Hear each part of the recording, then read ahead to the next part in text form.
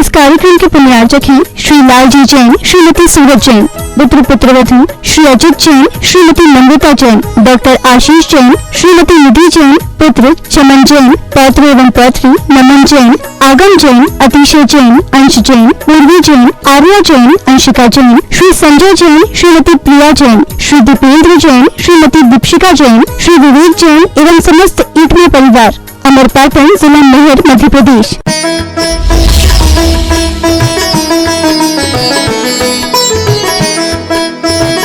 कल के दिन विद्याधर जी के जन्म के पूर्व के और जन्म के समय के संदर्भों को सुना था। संत शिरोमणि प्रवचनमाला में आज का दिन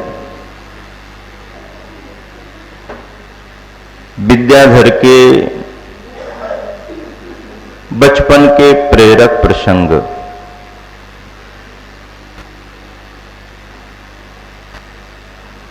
जो भी धरा पर जन्म लेते हैं उनके साथ उनका व्यक्तित्व भी आता है। इतिहास इस बात का साक्षी है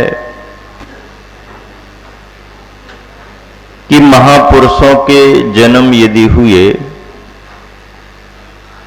तो उनके जन्म के साथ उनका आभा मंडल भी धरा पर आया।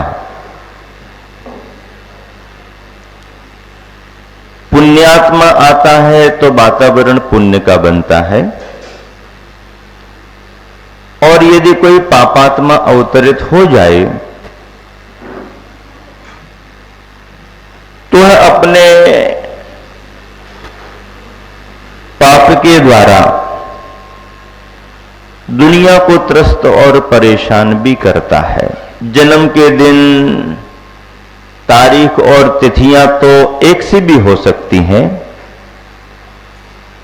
और उनमें जीव का पुण्य पाप भी तो जुड़ा होता है। कल मैंने शरद पूर्णिमा की महिमा बताई तो एक सज्जन आकर के बोले कि हमारे बेटा का जन्म भी शरद पूर्णिमा का है, तो महाराज वो भी ऐसे ही बनेगा क्या? हमने कहा भाई शरद पूर्णिमा की तिथि तो ठीक है, लेकिन उसके साथ उसका उपादान कैसा है ये भी तो देखना पड़ेगा। उसके उपादान में यदि इसी तरह की योग्यता होगी तो ऐसा भी बनेगा, और यदि उसके उपादान में ऐसी योग्यता नहीं होगी तो वो शरद पूर्णिमा की तिथि भी क्या करेगी। राम और रावण की राशि भी एक है, लेकिन फर्क कितना आया? वही दिन है, वही तिथियां हैं, वही पर्व त्योहार हैं, वही दिन है, दिवस है, उन्हीं में सबके जन्म हो रहे हैं। लेकिन जन्म लेने वाले का अपना संस्कार कैसा है, भव भवांतर से वह क्या लेकर के आ रहा है, वर्तमान में उसका आभा मंडल बनता है। गुरुवर के बारे में चर्चा चल रही है। भव भवांतर का पुण्य लेकर के आए हैं, और ऐसे उपादान को, ऐसे पुण्य को लेकर के आए हैं, तो वो दिन, वो तिथियां, वो ग्राम, नगर, वो परिवार, वो वातावरण, सब कुछ उनके आभा मंडल से पुण्यमय, धर्ममय, प्रभावनामय हो रहा है। नीतिकार कहते हैं पूत के लक्षण पालने में दिखाई दे जाते हैं। पूत यानी बेटा, बालक है, शिशु है, पालने में झूल रहा है, अभी बोल भी नहीं रहा, बहुत बातें समझ भी नहीं रहा, वातावरण का कोई उस पर असर भी नहीं है, लेकिन ऐसे समय भी उसके कुछ लक्षण, हाव भाव, एक्टिविटीज उसके भविष्य को दर्शाती है। उसके लक्षण पालने में का अर्थ है प्रारंभिक अवस्था से ही उसके क्रियाओं से, कार्यों से, हाव भावों से अंदाज लगने लगता है कि इसका भविष्य कैसा होगा। विद्याधर के बारे में विचार करें तो जो जो लक्षण बचपन से ही दिखाई दिए वो सारे लक्षण गुरुवर के विलक्षण व्यक्तित्व को दर्शाने वाले थे। सारे लक्षण गुरुवर के विलक्षण व्यक्तित्व को दर्शाने वाले रहे। उनके बचपन में ही 55 जैसी गंभीरता दिखाई देने लगी। बचपन की उम्र तो अलग होती है, खेल कूद मौज मस्ती में निकलती है, और बच्चे यदि बचपन में खेल कूद मौज मस्ती ना करें तो उनका बचपना किस बात का। और उस बचपने की मौज मस्ती आनंद को याद करते हुए भी आज भी बहुत सारे बुढ़े लोग ऐसा सोचते हैं वो बचपना मिल जाता तो अच्छा रहता, क्योंकि लोड कुछ नहीं, खाना पीना, घूमना फिरना, मन माफिक काम करना। तो बचपन की उम्र तो बच्चों की इसी तरह से बीतती है। बीतना भी चाहिए, इसमें कोई बुराई भी नहीं है, लेकिन लाइन से लगा रहे, संस्कारों में बंधा रहे, इस पर ध्यान देने की जवाबदारी माता पिता और उसके परिवार की है। भले ही बचपन में बहुत बड़ा धार्मिक ना हो पाए और अधार्मिक लाइन में ना जा पाए, इतना ध्यान तो रखना ही पड़ेगा। और धार्मिक लाइन में लगे या ना भी लगे, खेल कूद करता रहे तो भी कोई फर्क नहीं पड़ता है, क्योंकि उम्र वह सब कुछ चाहती ही है। उस उम्र में उसके स्वास्थ्य के लिए, उसके विकास के लिए उतनी स्वतंत्रता, उतना वातावरण आवश्यक भी है। जो बच्चे अपनी बचपन की उम्र में खेलते नहीं हैं, किसी से बात नहीं करते हैं, घुलते मिलते नहीं हैं, हंसते नहीं हैं, हंसाते नहीं हैं, वो बच्चे दूसरी प्रकृति के हो जाते और आगे चल करके उनका स्वभाव फिर खुल नहीं पाता है। ऐसे बच्चों को वैसा वातावरण मिलना चाहिए, उनकी स्वस्थता के लिए, प्रसन्नता के लिए। वो उम्र उनके लिए ही है। लेकिन कोई यदि विशेष प्रकृति और स्वभाव लेकर के आया हो तो कुछ जरूरी भी नहीं है कि उस उम्र में जैसे साधारण बच्चे खेल कूद और मौज मस्ती में समय बिताते हैं तो सभी वैसा ही करें।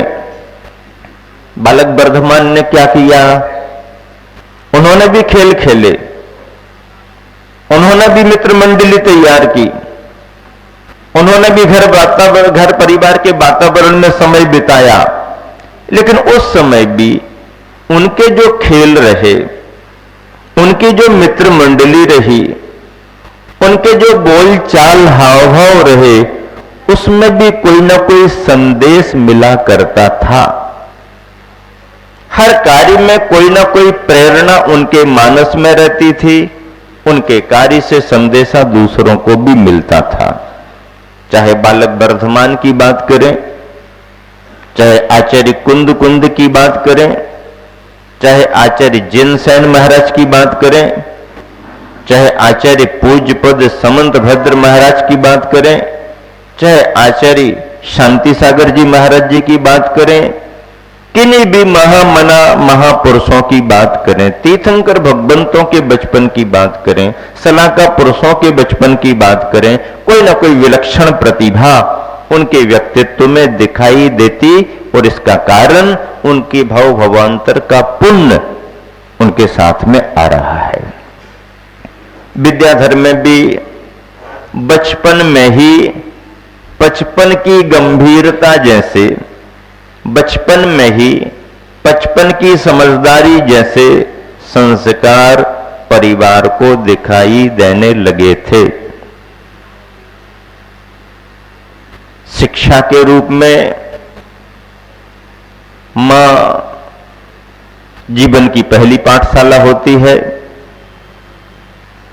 परिवारीजन सहयोगी बनते हैं, पर मां का नैकट्य बहुत करीब का रहता है, तो मां बार बार ध्यान रख करके बच्चे को अपने हाव भावों से संस्कारित करती है, शिक्षित करती है। मां श्रीमती ने भी वैसा ही किया। दूध पिलाने से लेकर के भोजन खिलाने पिलाने तक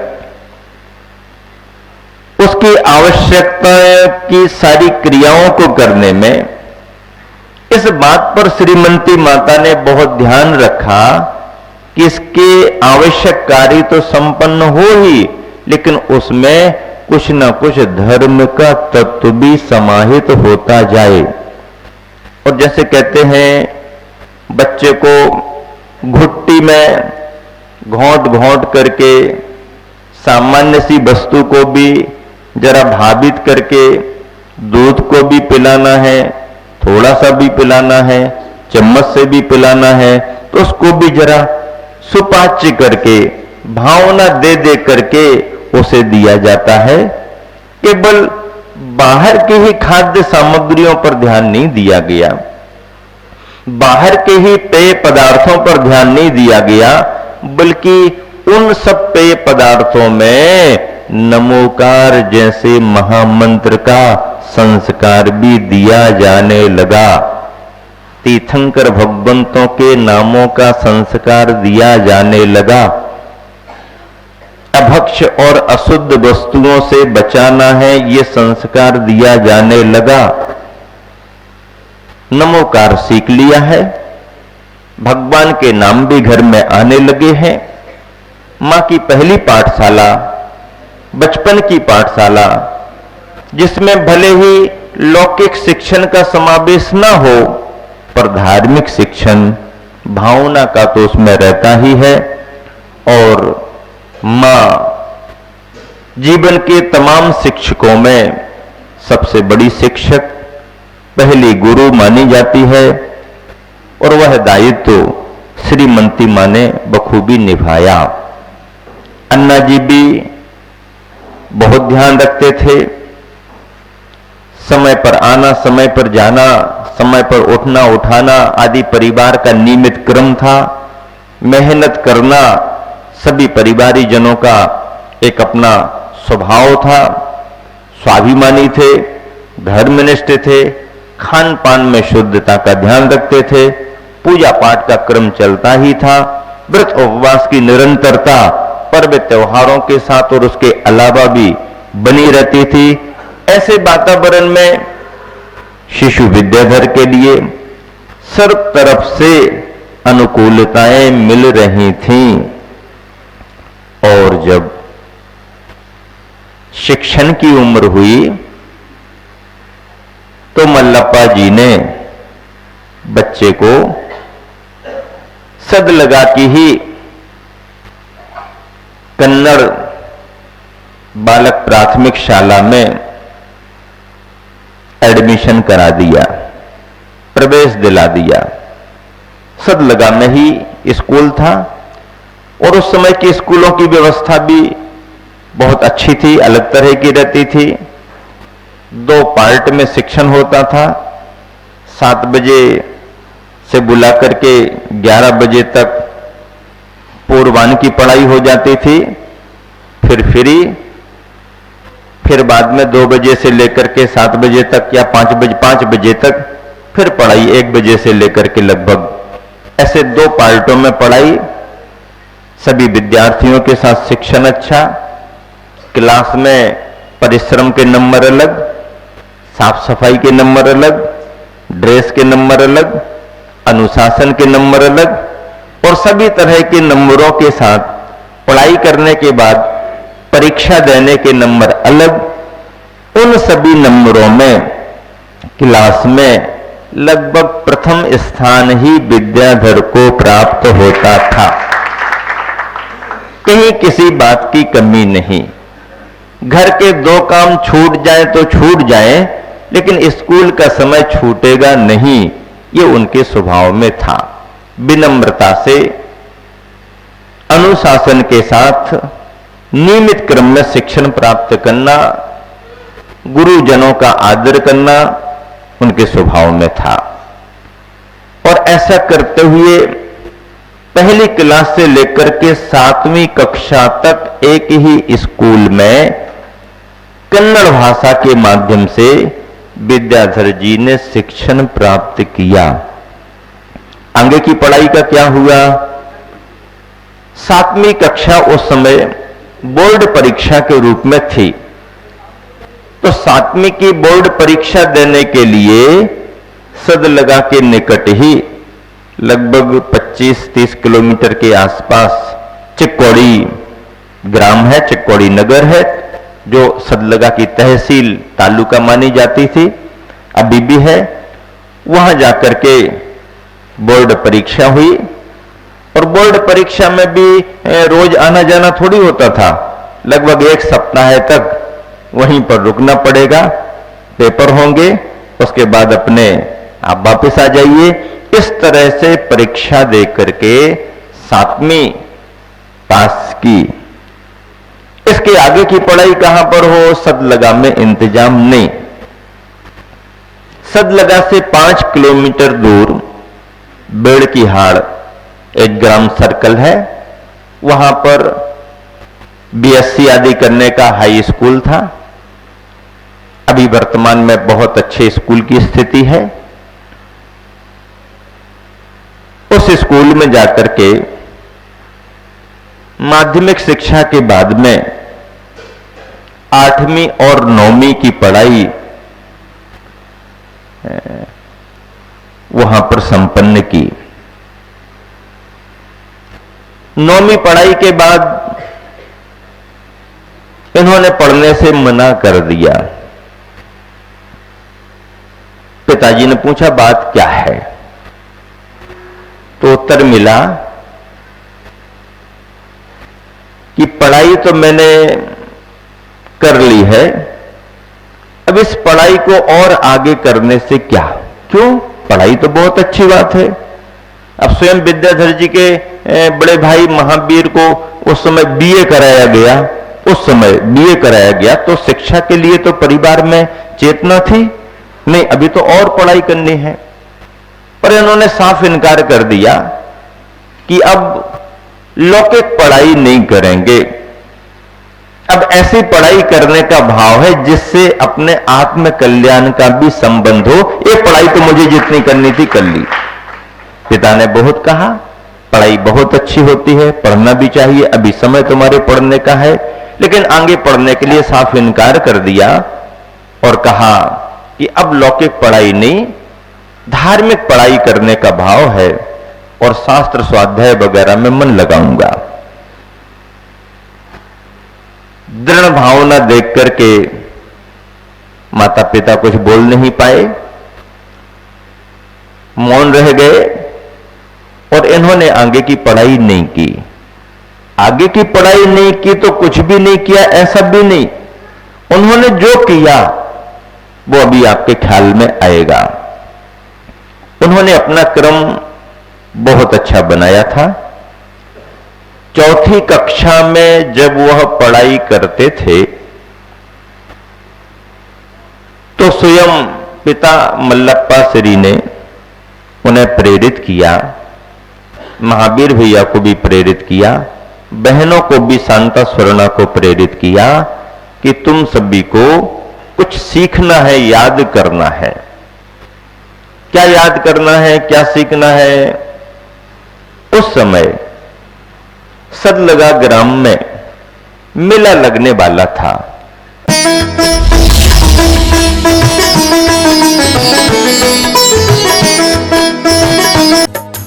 इस कार्यक्रम के प्रयाजक थे श्री लालजी जैन, श्रीमती सूरज जैन, पुत्र पुत्रवधू श्री अजित जैन, श्रीमती नम्रता जैन, डॉक्टर आशीष जैन, श्रीमती निधि जैन, पुत्र चमन जैन, पौत्र एवं पौत्री नमन जैन, आगम जैन, अतिशय जैन, अंश जैन, पूर्वी जैन, आर्या जैन, अंशिका जैन, श्री संजय जैन, श्रीमती प्रिया जैन, श्री दीपेंद्र जैन, श्रीमती दीक्षिका जैन, श्री विवेक जैन एवं समस्त ईटने परिवार, अमरपाटन, जिला मेहर, मध्य प्रदेश।